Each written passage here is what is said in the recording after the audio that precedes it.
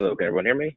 If you can hear me, just put a type a note in on the chat. I'm gonna go to webinar panel. Great. So we're gonna go ahead and get started in about 3 minutes. So we're gonna let a few more students get in, and then we'll get going.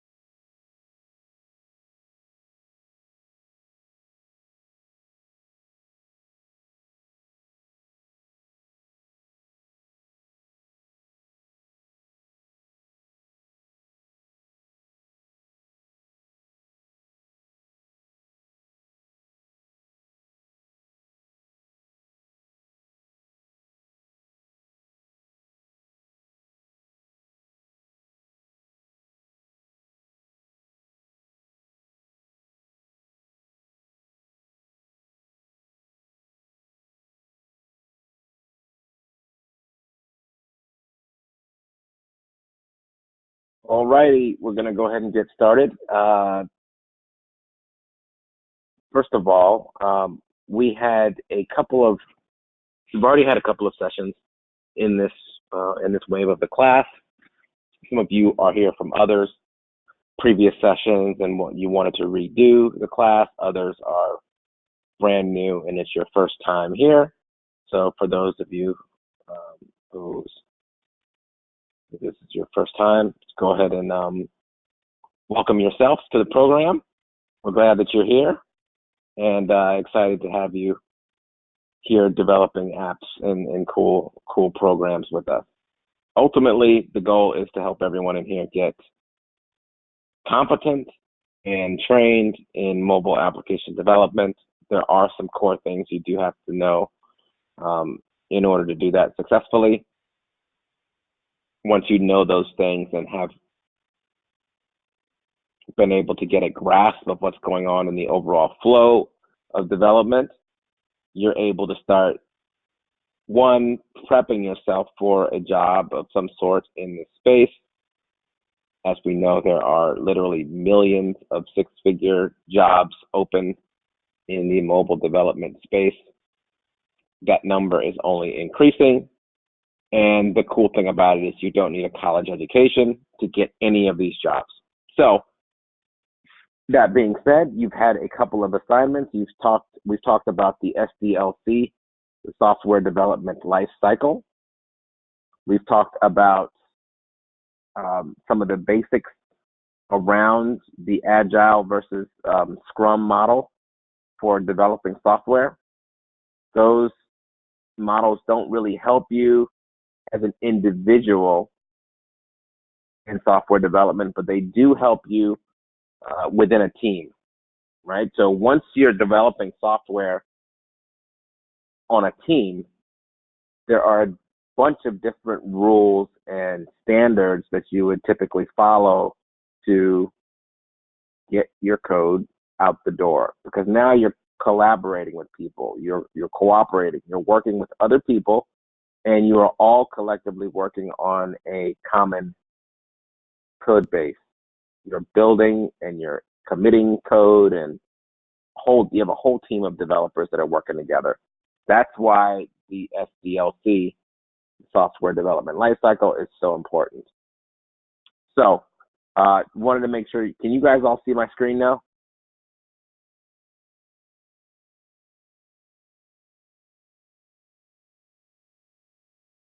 Can everyone see my screen? Good. Okay, so you have all of your notes from the previous 2 lectures. They were more like introductory lectures, but I did review some of the notes, and I do want you all to be, I think you know who you are. I need more copious notes.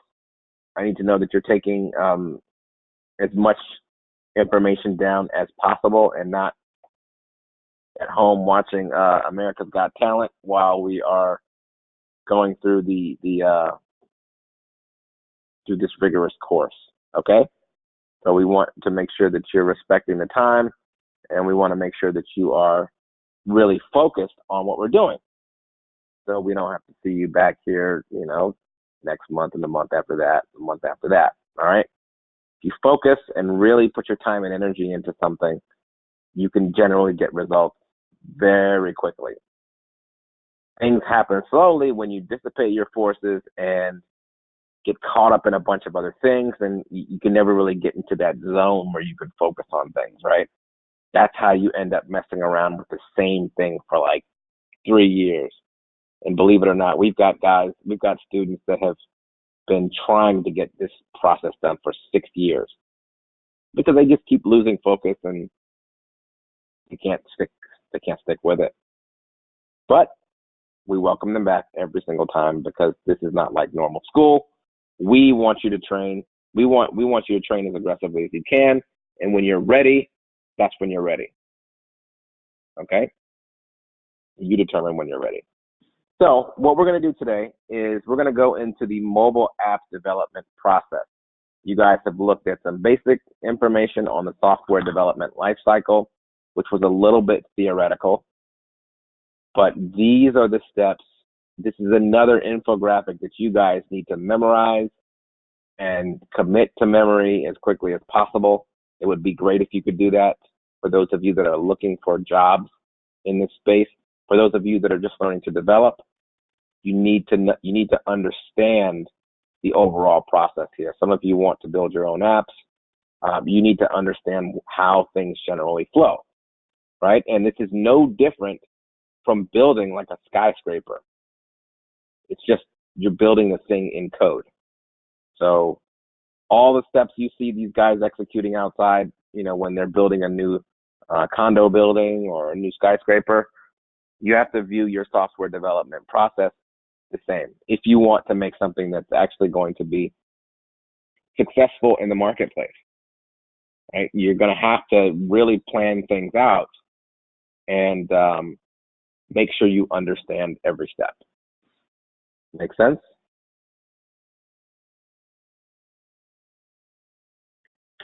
Can you guys hear me?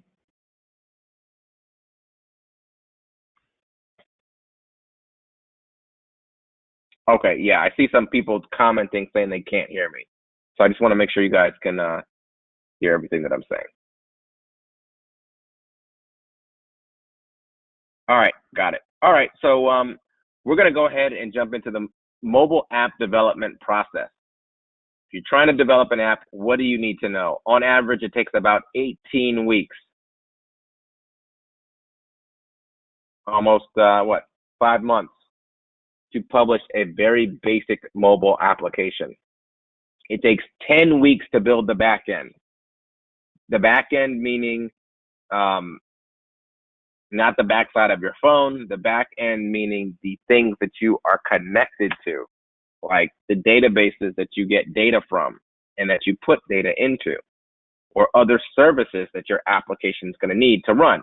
Every one of the apps on your phone is doing something with data. Some of the apps are getting data from just the local phone. Other apps are getting data from servers somewhere. So it might be, Google Weather Service or Apple Weather Service or Apple Maps. All those applications are pulling data from some central server somewhere. They're not getting all the data off your phone.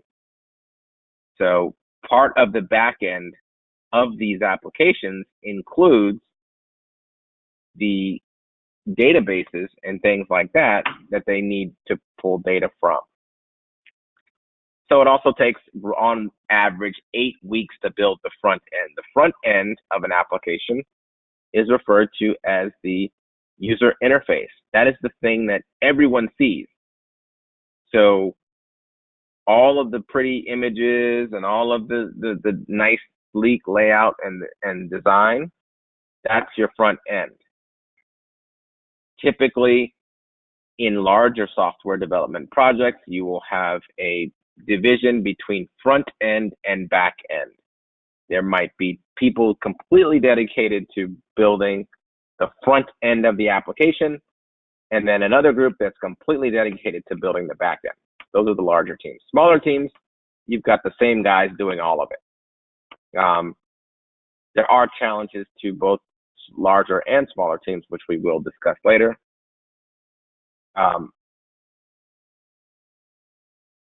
Now, they're giving some similarities. It also takes 18 weeks to produce 168 normal cars and build 3 concrete pools. I don't know what a concrete pool is, but I get the 18 weeks to build 168 cars. So the bottom line is this is not a simple process like a website. You can whip up a website in like 3 days if you're really skilled and know what you're doing. But mobile, it's not the same. It's definitely not the same. You have to be like a coding god in order to build an app in 3 days. It's very difficult to do that. And I don't know of anybody that's ever built an app in 3 days. Maybe a component, but not the entire app. All right, so first, it all starts with defining a clear goal. Anything in life that's worthwhile, worth accomplishing, requires you to define a goal. What is your goal? What are you trying to establish? You need to lay out exactly what the purpose and mission of your app is. What are you doing this for? Why is it going to be different? And how are you going to make it different? It's not necessarily a requirement that you do make it different. You can actually copy another app out there and be very successful. But nonetheless, you need to define a clear goal. For instance, if my goal was to copy Uber, then I'm going to say, my goal is to copy Uber. That's it. That's what I want to do. My whole life is dedicated to copying Uber, which is not going to be it's just not that bad. They made $37 billion last year. So if I copy Uber, then, it's okay if I fall short of that. I'm not going to cry if I've got $4 billion in my pocket, right? Because I decided to copy Uber and didn't quite get there. So the world is big. There's a lot of people in this world, and most of them, it's by the year 2025, most of them are going to have cell phones. Even the ones in third world countries, they're going to have cell phones, and they're not even going to be messing around with laptops. right? Their whole life is going to be on these cell phones. So what does that mean for the mobile development space? That means the money spent on building these apps is only going to increase. It's going to go through the roof. There's going to be lots more people at home in their underwear making six figures because they don't need to be anywhere. They're so good at building mobile apps, and the demand is so strong to build mobile apps that their phones are getting blown up by recruiters, and there's lots of money out there. That's what happens when you're good. When you're a good developer, the world just kind of opens up to you. I mean, you get jobs all across the world. You can travel if you want. You can work 6 months out of the year and then stop, chill out. You can work from the beach. Like I said, you can work from home in your underwear if you want. You can go into an office if you want. You call the shots. Once you're good enough, you call the shots on how you do this stuff, because coding is challenging, but the good news is that everyone can do it. It just takes some people longer to figure it out. Okay? It just takes some people longer to figure out. You should not feel bad if one of your buddies gets through all this stuff in a month and it takes you 3 months. You shouldn't feel bad about that. You just require 3 months. Okay? So I kind of went on a tangent. The first thing you're going to do is define a clear goal. What are you trying to establish? Right? What do you want to create? What do you want to build? Do you want to copy somebody? Do you want to create your own thing? What do you want to do? That's one. 2, wireframe creation of the app. Wireframe is basically just diagrams. What are the individual screens going to look like in your app, and how's that flow going to work? Right? You want to know how you want to be able to communicate to your development team how, or even to yourself if you're the developer, how your app is going to flow screen by screen. It could just be, what you believe it is right now, and over time it could change, but you need to lay that down. Your idea and features take a clearer picture with wireframe creation. It's like a mock-up or prototype. Now, inside the process of developing wireframes, you are going to either A, do the graphic design work yourself, where you design all your buttons and widgets and all that stuff, the user interface of your app, or you pay someone else to do it. You might pay a really good graphic designer to do all the stuff for you. Either way, they need to develop your screens. All of these apps that you see on your phone, someone built these screens in like Photoshop first, and then they sliced up all the individual images and made them part of a dynamic application. That's how those apps got there. Okay? So, back-end development. As we saw up here, it takes 10 weeks. If it's going to take 18 weeks to build your app in general, you're going to spend almost 60% of your time building the back-end. The back-end is really all the stuff that your back-end data that your users interact with. Maybe they've set up a profile. Maybe they've set a login and password. Maybe they've set some preferences. Maybe they've uploaded some pictures. All of those pictures are, and all that information is not sitting on the phone. It must sit in a database somewhere in order for you to have a scalable application. It's going to have to sit on a database somewhere, and that database is hosted. It could be hosted anywhere. It could be hosted at Amazon. It could be a server that you own, that you are hosting on your own. It could be hosted at GoDaddy. There's a million places where your application's backend can be hosted. Your application will ultimately call out to wherever your database is and retrieve data. And we'll talk later about how that stuff happens. Management of users. So just a step back, defining the backend structure of your application. You want to lay out what kinds of data are you going to be storing on your application.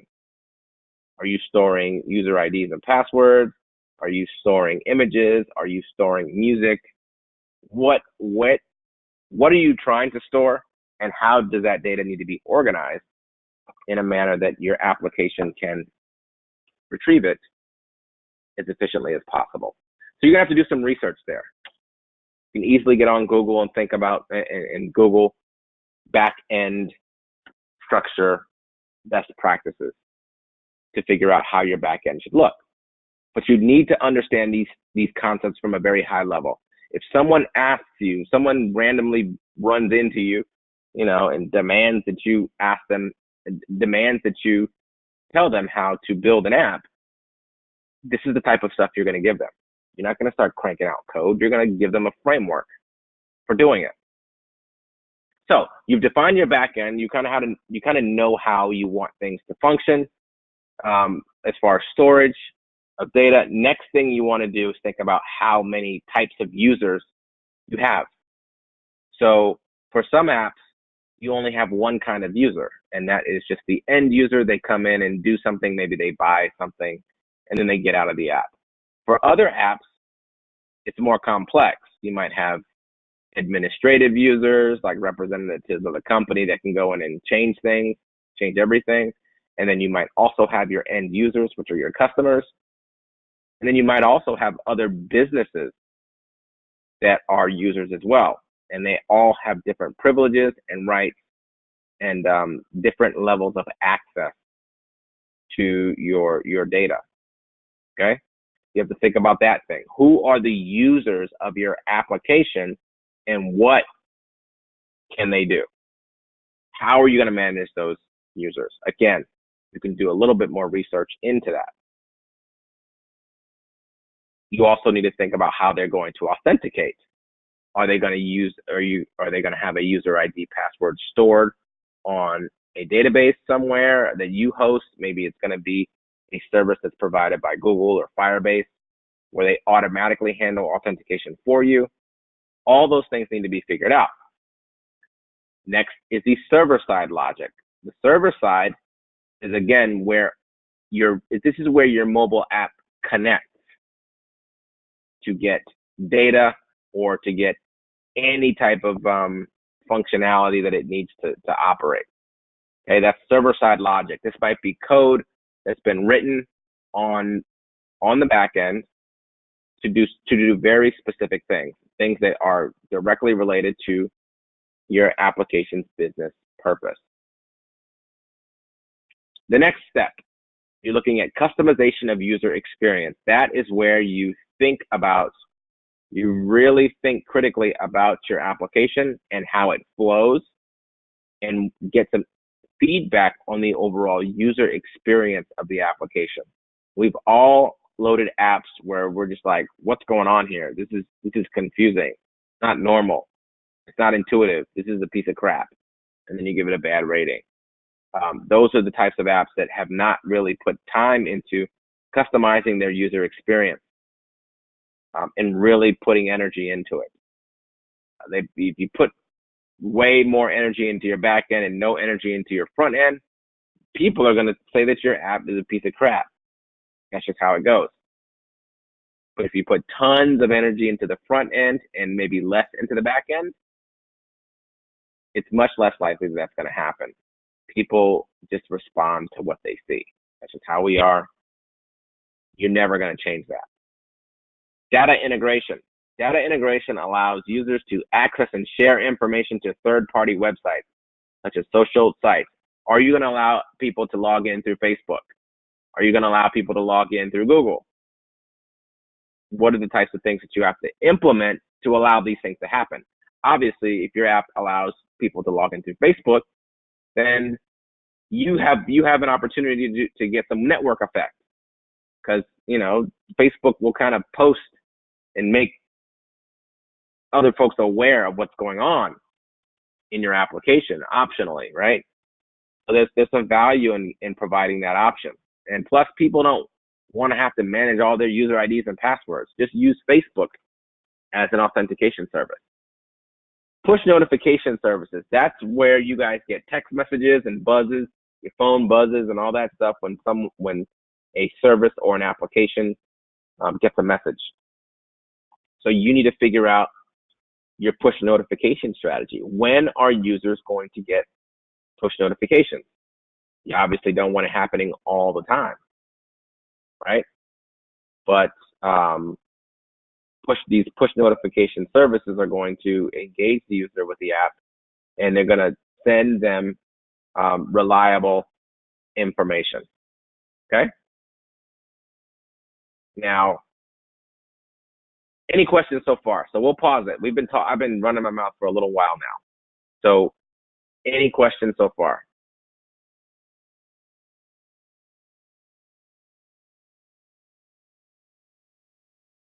Questions.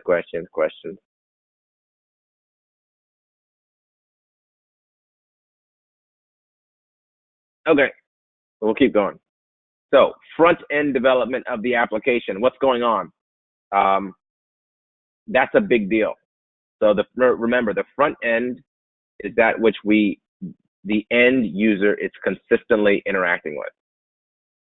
They're not interacting with your back end directly. The front end, the user ID, the buttons, the widgets, the screens, they are the ones manipulating and making calls to the back end to get data. So when you do a login to an app, you're actually when you hit submit, that data is going over the air, over the network, retrieving a response, and coming back with some type of answer to your app. And depending upon whether or not that login was successful, you can probably, if it was successful, you'll proceed into the next stage of the app. If not, you'll get some type of nasty message saying invalid, unauthorized, something like that. Okay, so caching of data is really about storing data on your phone locally to improve the speed of the application. So caching, if those of you that don't know what that means, you're gonna have to. I would do some research on it. You cache data so that you can access it faster. So, for instance, if I had an Instagram type application and I had stored all my files on the server somewhere, it would be much faster. The application would be much faster for me if I just used all the images stored on my phone, because it's a local call as opposed to a call out to a remote server to get all those files. Does that make sense? Make sense, everybody?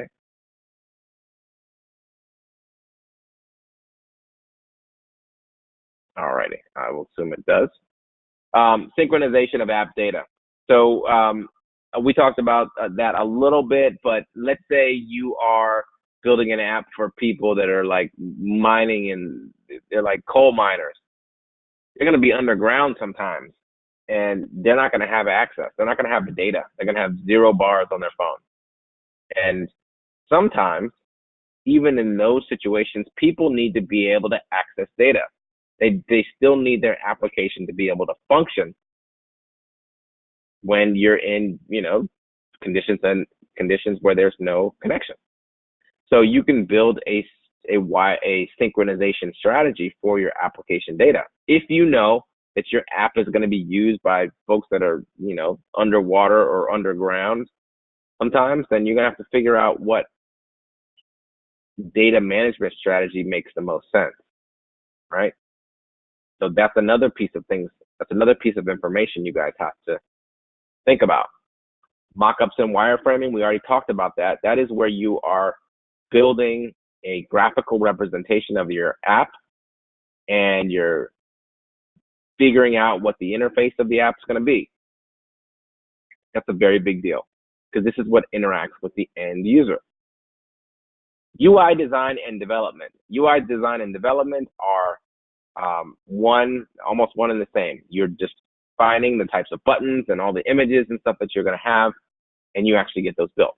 You're either going to build them through what's it called, Photoshop, or you're going to have someone else build it in another tool, or maybe Photoshop. UI improvements, you're going to continue to do UI, which is user interface improvements, forever, constantly changing. Look at Facebook and the Facebook app and how many times that application has changed. It's literally thousands of times. So don't get discouraged if your first version doesn't really quite look right. You're supposed to keep working on it until it does. Testing is a big deal, because you build all this code, and if you don't test it right, you're going to get smoked in the App Store when folks try to run this thing and it doesn't work. So if you don't test it correctly, then what are you building the app for?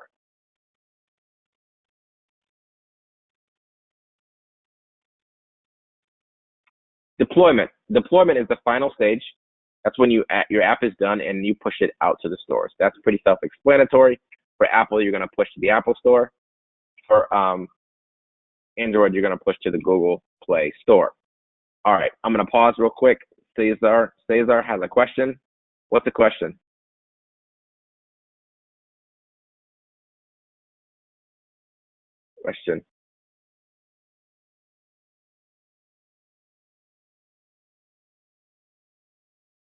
Cesar, you have a question?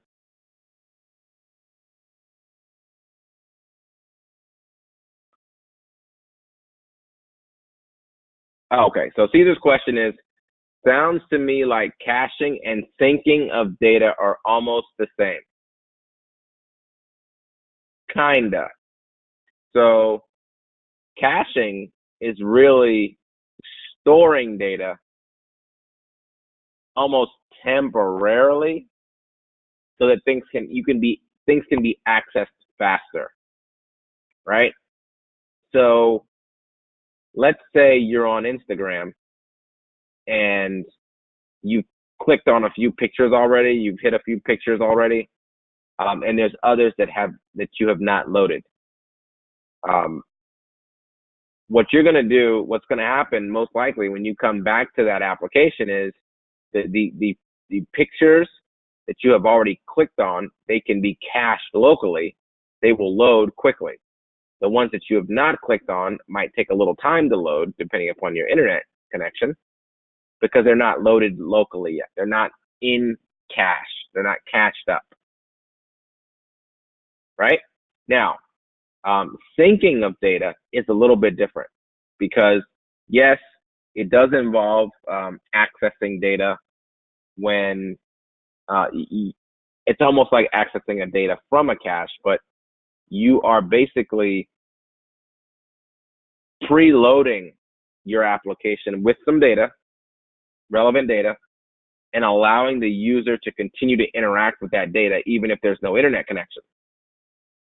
And then when you finally have a connection, the application is responsible for syncing that data up, getting it back to the database.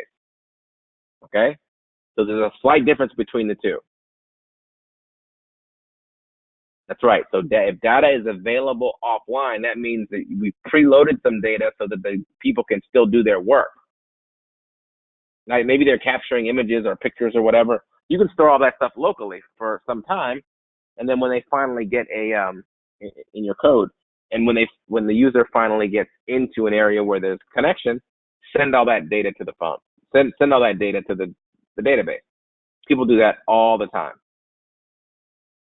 Yes, it all has to do with memory management and speed of access. You can access things faster typically if they are cached locally than if they are out remotely somewhere. Okay? So UI improvements, we talked about that, testing and deployment. Deployment is actually pushing the app to the store. That's it. At the end of the day, guys, you're going to run into this over and over. If you try to worry about every single thing, your app is never going to get done. It's never going to get out. You have to flip a switch at some point and say, I'm going to push this code, rain, sleet, hail, or snow. Otherwise, you can very easily get, like, if you have an idea, you can very, very easily get caught up in a 3-year cycle of trying to get an app out. Because you're trying to get it perfect, you want all these features out. Get that thing in the store, and then you continuously improve on it. Get a basic version.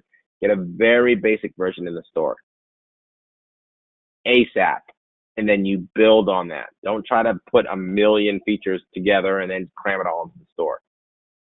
If you don't have a strong support structure and a strong team helping you do this stuff, it's not going to work. You'll never get an app to the store. Right? You just have to have the business mentality. Like, okay, well, I'm going to do the best that I can. All my stuff works. Doesn't quite look the way I wanted to, but I'm going to push it. I'm going to push it up to the stores and make it and just get it there. Right? It's kind of like what they say about working out. 80% of the job is just getting to the gym. If you can get your app into the stores, then you've done a lot of work. Now it's time to build on top of that. All right. And you will also have customers and other people that you run into that have that same level of paralysis. They want to add all these features on something and keep adding, and then the app never goes out. And then your price to them starts going up, and then they blame you. Right? So there has to be a cutoff.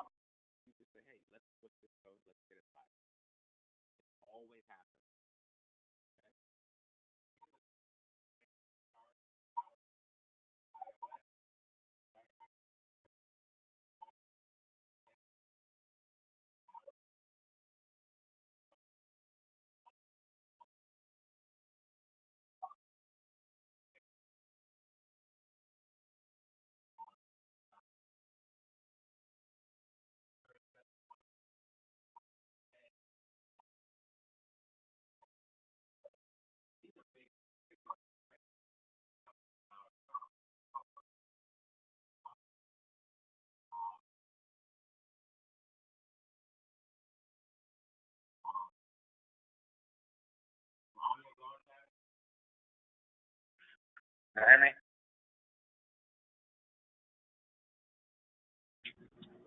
me? Are there audio issues, guys? Everyone hear me?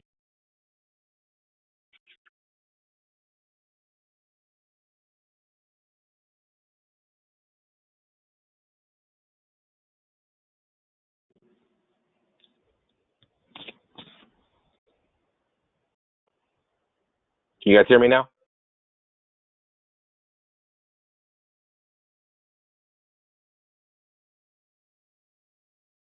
Okay.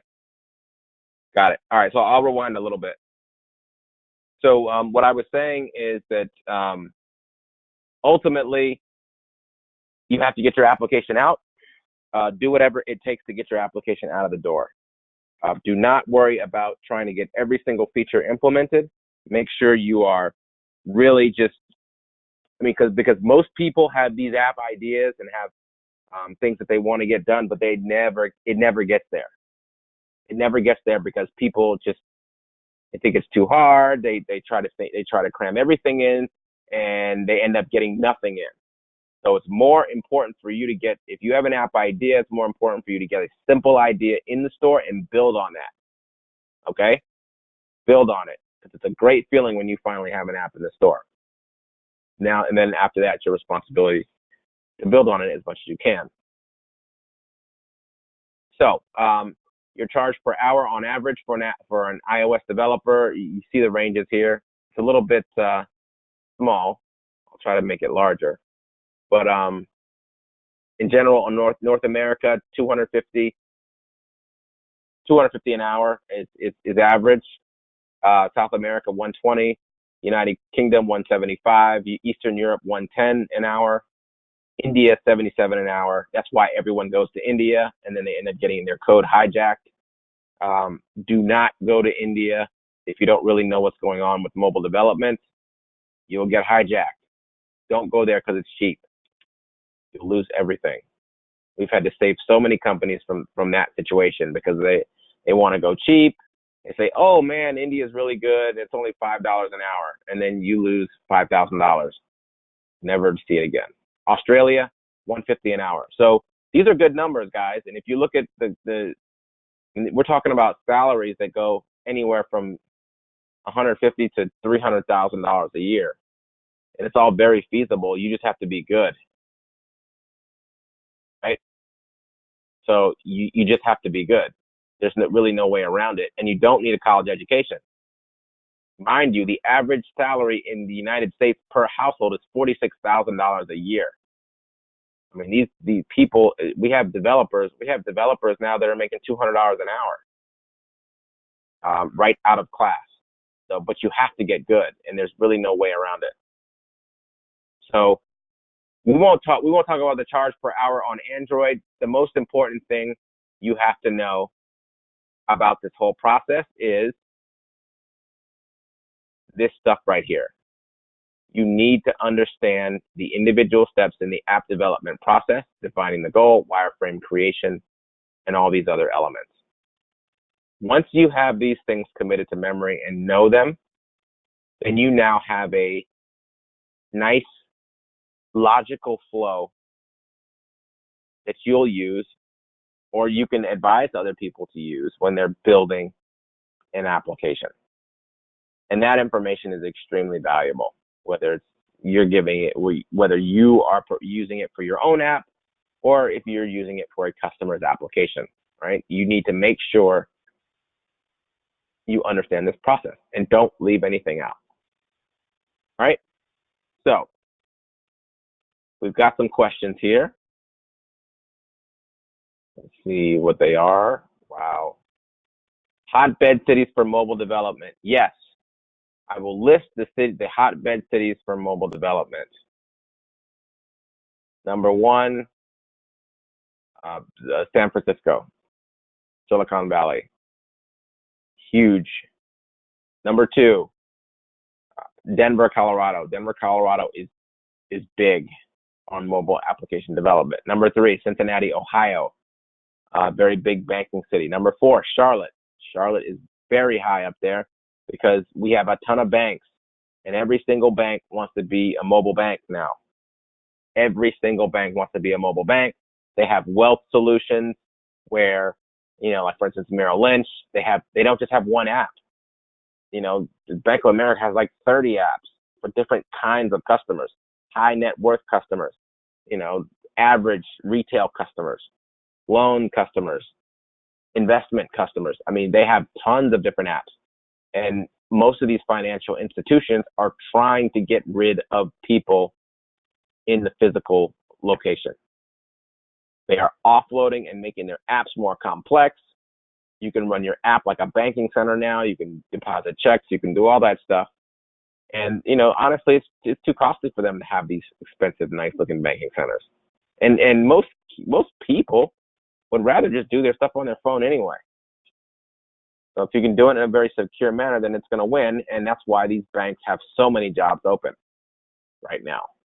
And the other thing that's happening, as I mentioned, is the banks, the United States is they're not getting rid of the H-1B, but they are significantly reducing the work opportunities for those that have H-1Bs. And some of them have to go home. All that does is open up more IT jobs in the United States, which our colleges and universities don't have the ability to fill. So the jobs are out there, guys, but we're not going to give you any shortcuts.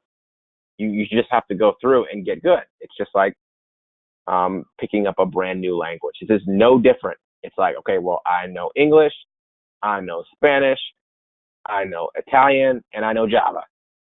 Like you have to keep it in that same perspective. In order to acquire a language, you have to use it a lot.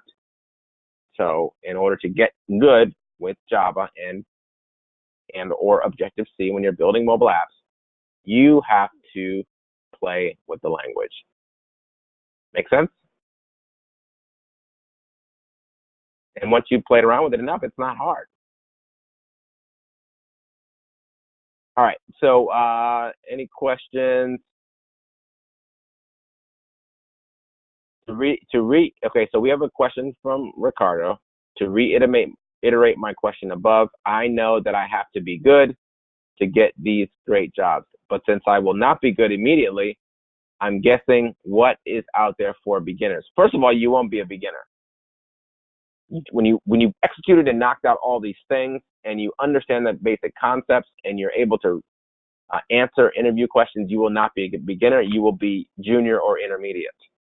And junior or intermediate means you're still making six figures, which again, most people in this country are not making. So junior engineers can still get 100,000 plus a year salary, right? Very easy. very easy. But again, you just have to put your time in, and we're going to give you all the things that you need to put your time in and execute. But if you don't execute, then you shouldn't be surprised at why you don't have a six-figure job. Because when you get on one of these, I guarantee you they're going to require that you execute. But the cool thing is this. We're going to give you all the tools that you need to know. The others, you're just going to have to research. You're going to have to go to Google and research and find the answer. You're going to have to go to Stack Overflow and research and find the answer. So it's just as important to take time to memorize the things we tell you as it is for you to learn how to construct a question. What is going on here? This thing doesn't work. Give Google more details at the problem that you're seeing, and I guarantee you will find someone else that has had the same problem that you can get an answer to. Okay? So there's no concept of just being stuck. You might be held down or slowed down for a little while, but there is no concept of being stuck in this process. You're not going to sit there and deal with one issue for 2 weeks. If you're sitting there dealing with one issue for 2 weeks, that means you've either A, given up, or B, have not put in the time and effort to ask the right questions to get the answer. That's it. And both of them are unacceptable. All of the answers are out there, guys. You just have to become adept at finding the answer quickly. And in this world, nobody even cares where you got the answer from, as long as you produce. Okay? Let's see. Any more questions? Is the language still Java for mobile development? Yes, it is. Kotlin is coming out. We will do a brief module on Kotlin for Android development, but Java is still the dominant language for Android mobile development. Swift and Objective-C are still the dominant languages for iOS development. That's not going to change for some time. Google's trying to implement Kotlin, Kotlin, but that's going to take a while. It's just like when Apple introduced Swift. It's going to take a few versions and revisions for it to really stick. But Java is definitely the language to learn, because once you have Java, you're universal. You can pick up a lot of other languages. It's really easy to add on more skills when you have a Java base. Okay? Any more questions? Questions? So my advice to everyone here is keep going. You have inside the Piazza, you have a series of assignments. I'll show them to you.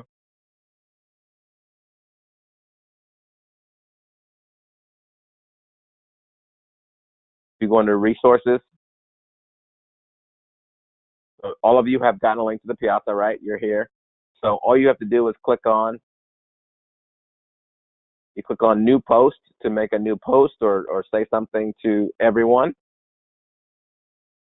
You can go to resources and see all the things that you're supposed to be doing. A lot of these do have dates. There's some supplementary material, learn Java in 21 days, online Java practice tools, how to use Piazza, lecture notes. And then here's where you've got the day 1 all the way through, in this case, day 19. There's, of course, 11 more days after that. But you need to be going through every single one of these videos sequentially, okay? That's what we need to be doing. But the first thing is to get through the Java Udemy class. There's the free Java Udemy class you guys should have access to. If you don't, we will send you the link. Or actually, it should be here on this Piazza, but if it's not, we'll add it. The Java Udemy class is critical. We want everyone in here to get through that and send their certificate. And then once that's done, you just start going through step by step on the homework section, every single link. So it's going to take you to a YouTube or maybe a PDF or maybe a web link. Execute these things sequentially. Get them all done. You submit your proof that it all works to the Piazza as soon as you're done. We want you asking lots of questions, and you ask lots of questions, you'll generally get some answers. So that's what this stuff is all about. Everyone, make sure you can do things in Piazza. Make sure you can communicate. Besides that, let's see here. Any more questions? Okay, we've got another question from Arthur. When you develop apps versus developing a machine, do you have to be equally concerned about being hacked? Okay, so when you're developing apps, that's a good question. Now, when you are developing apps, you do have to worry about being hacked. Hacking can occur a number of ways. Number one, people can reverse engineer your code and find out your API calls, the backend calls. If they can reverse engineer your code, they'll just download it from the app store, extract all of the code out of your app, and then find out which API calls, backend calls you're making, and then they can go in there and get all your customer data. They can get credit card numbers, which hopefully you don't store. They can get the customer's personal information. They can hack you. So there are key things that you can do, and we'll talk about those later. There are key things you can do to stop from being hacked, stop your app from being hacked. So you do need to be equally concerned, yes, because you're accessing backend data and you're probably storing some personal customer information.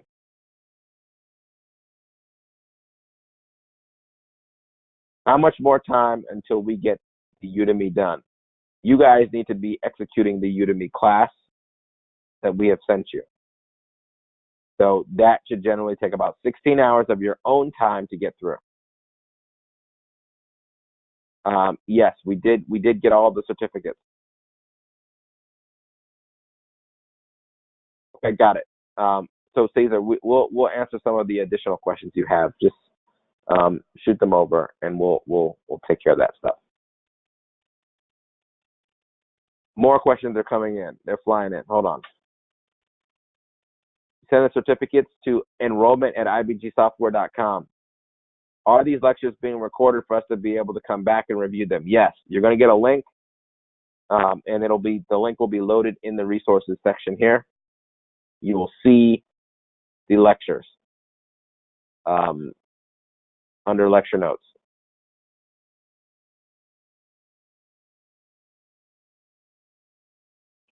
Any more questions? All right. So I spoke the whole hour, which I normally don't do. We normally go 30 minutes and then 30 minutes of work. You're going to get your in-class assignment now, and it's going to be connected to the app development process. Oops. Sharing. Stop sharing. So you're going to get a YouTube to watch and a basic assignment. You guys should all be working on the Udemy class for Java development. You have to let me know if you do not have access to that Udemy class. It's a free class that shows you how to basically build Java.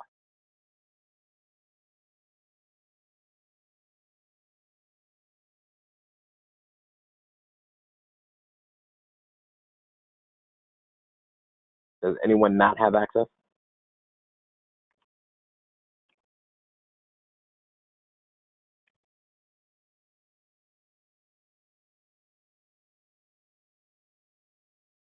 Okay.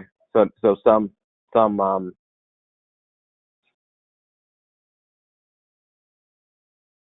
people don't have it. So I will make sure that you have all of that information. In fact, I will get it right now, and I will put the link in the GoToWebinar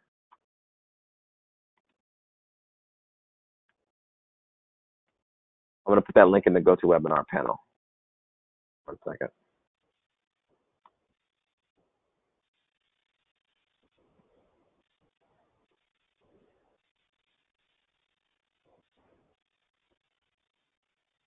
Free Java classes. Yeah, this is free. You guys don't have to pay anything for it.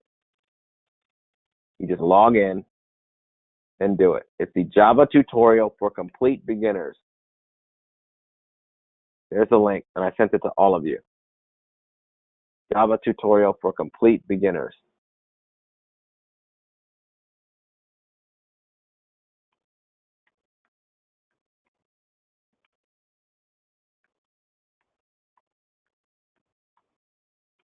All right, and I'm adding it to the Piazza now. You guys should have it. And I'm making a post for the Java tutorial. Now there's no excuses. Everyone should have it here. And okay, yep. Just check the Piazza. Everyone should have it.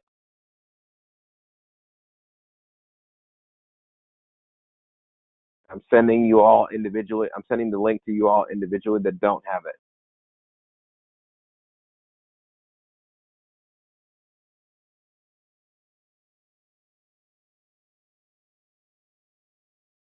And to all. Great. So everyone's got it. Now y'all need to start working on that and knock it out as quickly as possible. And that's pretty much it. For those of you that have finished the Udemy class already, continue to roll on to the resources section of the class.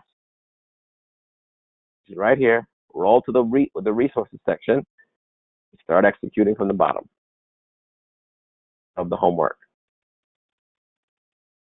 All right, great. So if there aren't any more questions, we'll go ahead and wrap this one up. Make sure you send all of your notes to the Piazza. And besides that, let's get to executing and get these things done. All righty, folks. We will talk to you on Thursday. Hope y'all have a good day. If you have any problems, make sure you make a note and send it into the Piazza. Okay? Any problems, send it to the Piazza. Somebody will help you out. All right? Hold on, more questions. The notes, you submit the notes to Piazza. So here's an example. Here's your Piazza window. I'm showing my screen. All you do is create a new post. And then put your notes in. That's it.